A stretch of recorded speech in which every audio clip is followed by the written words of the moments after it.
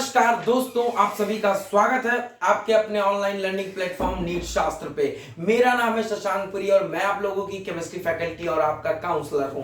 बच्चों, आज हम लोग बात करने जा रहे हैं एमसीसी के वेबसाइट पे जो आपका काउंसलिंग पोर्टल आया है उसके डिटेल एनालिसिस के बारे में बात करने जा रहा हूं। मैं आप लोगों को बताऊंगा बच्चों, एक छोटी उसमें जो बारीकियां हैं उसके बारे में मैं आप लोगों को समझाऊंगा। तो बच्चों, मैं सबसे पहले आपको बता देता हूं कि आपको www.mcc.nic.in पे इस वेबसाइट पे जाके अपना रजिस्ट्रेशन करवाना है आपको अपने नीट के काउंसलिंग के लिए।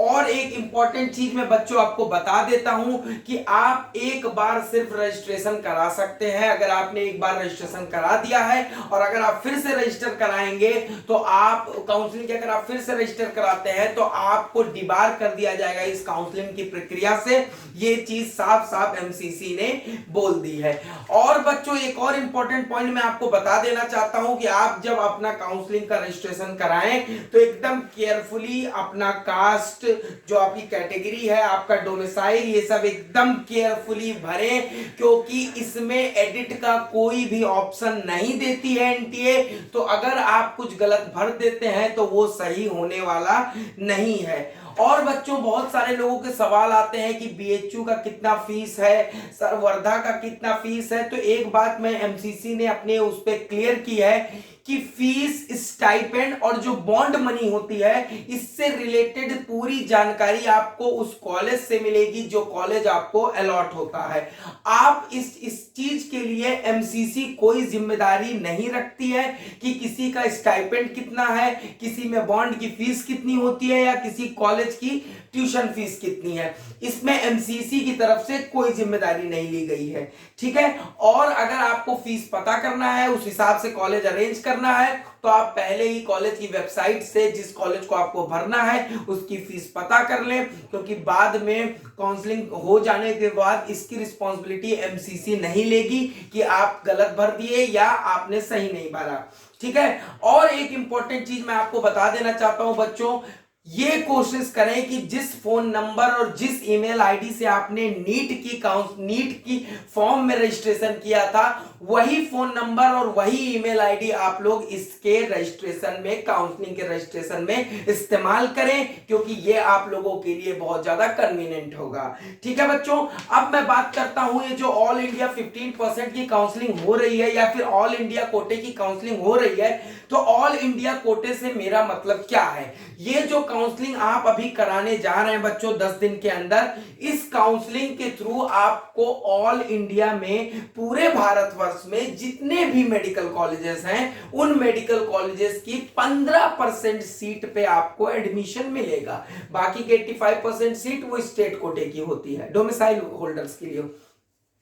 तो पूरे इंडिया में जितने मेडिकल कॉलेज हैं, स्टेट गवर्नमेंट के जितने भी स्टेट के मेडिकल कॉलेजेस हैं, स्टेट गवर्नमेंट के जितने मेडिकल कॉलेज हैं, उन सारे मेडिकल कॉलेजेस की बच्चे 15% सीट पे जो एडमिशन होगा वो इस ऑल इंडिया 15% कोटे से होने वाला है, ठीक है। जो अभी ये काउंसलिंग शुरू हो रही है उस काउंसलिंग में बात कर रहा हूं। उसमें ऑल इंडिया कोटे में क्या क्या आता है। ऑल इंडिया कोटे में आपका आता है 15% एमबीबीएस या BDS seats of all states, ठीक है। अगली इंपॉर्टेंट चीज है बच्चों, 100% सीट्स ऑफ बीडीएस और MBBS of institute of science Banaras Hindu university.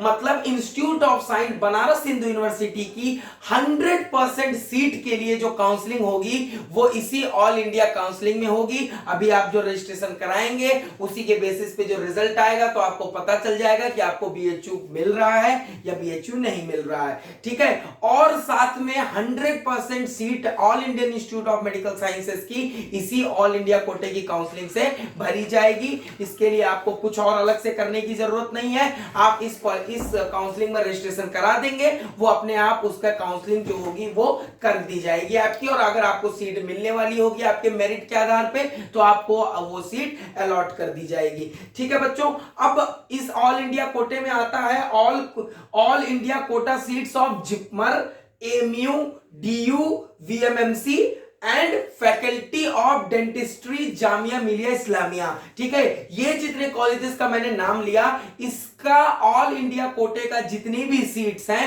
वो इसी काउंसलिंग से भरी जाएंगी जो आप लोग अटेंड करने जा रहे हैं। बच्चों अब हम लोग बात करते हैं कि इस ऑल इंडिया कोटे की काउंसलिंग में रिजर्वेशन की क्या क्या व्यवस्थाएं हैं। तो सबसे पहले मैं आपको बता देता हूं, शेड्यूल कास्ट कैटेगरी को जितने भी सीटें होंगी उसकी 15% सीटों पे आरक्षण दिया जाएगा। मतलब जो एससी कैटेगरी के बच्चे हैं उनको टोटल सीट का 15% भाग सिर्फ एससी कैटेगरी के बच्चों के लिए रिजर्व रहेगा। फिर बात करते हैं बच्चों एसटी कैटेगरी की, शेड्यूल ट्राइब कैटेगरी की, तो उसमें उसको जितनी भी सीटें पूरे इंडिया में हैं उसके 7.5% जो सीटें होंगी उस पे सिर्फ एक एसटी कैटेगरी के स्टूडेंट को ही एडमिशन दिया जाएगा। और अब बात करने जा रहे हैं सबसे बड़ा जो बदलाव हुआ है इस साल, वो आपका पीएच कैटेगरी का, जो फिजिकली हैंडीकैप दिव्यांग की कैटेगरी है उसमें सबसे बड़ा बदलाव हुआ है। पहले उनको पूरे इंडिया की 3% सीटों पे आरक्षण मिलता था, लेकिन अब उसको बढ़ा के 5% आरक्षण कर दिया गया है। और एक और चीज मैं आपको बता देता हूं, जो पीडब्ल्यूडी या पीएच जो कैटेगरी होती है, ये जो आरक्षण होता है वो एक हॉरिजॉन्टल रिजर्वेशन होता है, ये हॉरिजॉन्टल आरक्षण की श्रेणी में आता है। इसका ये मतलब हुआ बच्चों कि पीडब्ल्यूडी एक कैटेगरी हो गई, उसमें भी कैटेगरियां होंगी, PWD general, PWD OBC, PWD SC और पीडब्ल्यूडी एसटी। तो जो पीडब्ल्यूडी कैटेगरी है वो एक हॉरिजॉन्टल रिजर्वेशन का फॉर्म है। आगे बात करते हैं other backward classes non creamy layer. जो नॉन क्रीमी लेयर से बिलोंग करने वाले अदर बैकवर्ड क्लासेस हैं उनको 25% से 27% तक का आरक्षण है सेंट्रल इंस्टीट्यूट्स में। फिर बात करते हैं इकोनॉमिकली वीकर सेक्शन को, उनके लिए 10% एक्स्ट्रा सीटें जो हैं वो अवेलेबल कराई जाती हैं। तो ये मैंने अभी बात कर लिया ये काउंसलिंग में आपको कैसे काउंसलिंग को अटेंड करना है, काउंसलिंग में क्या गलतियां आपको नहीं करनी है।